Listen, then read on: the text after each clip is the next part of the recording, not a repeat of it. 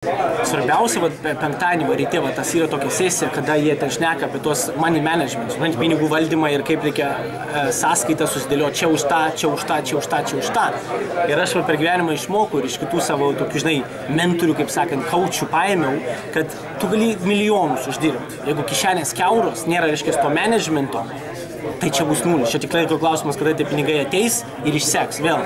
Tai va čia yra labai toks svarbus dalykas, kada tiesiog tave pastiguot, kaip pinigus valdyti, kaip kur ką, tas už tą moki, čia tą siunti, čia tą darai. Sustigavimas, čia yra labai svarbus dalykas. Nes žmonės gali tapti milijonieriais vien per šitą vieną elementą išmokė. Va čia visas pagrindas, žinai. Tai va šitas man toksai pagrindas buvo dalykas. Nu ką dar galiu pasakyti, ką dar.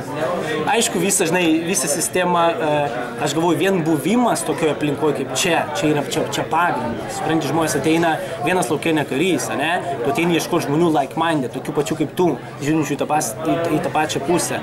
O čia yra ta terpė tokiems žmonėms susitikti. Kiti susitinka savo vyrą ir žmoną tokiuose vietose, supranti? Čia pagrindiniai, čia tokie dalykai, kurie žmonės dažnai praleidžia pro ausis ir nesupranta, o pinigai. Jo, bet pinigai atsiranda per žmonės. Ateini čia, sutinki žmonės, o paskui kaip Dievas. O čia yra pagrindas. Va čia tokie pagrindiniai keli dalykai, žinai. Kelią.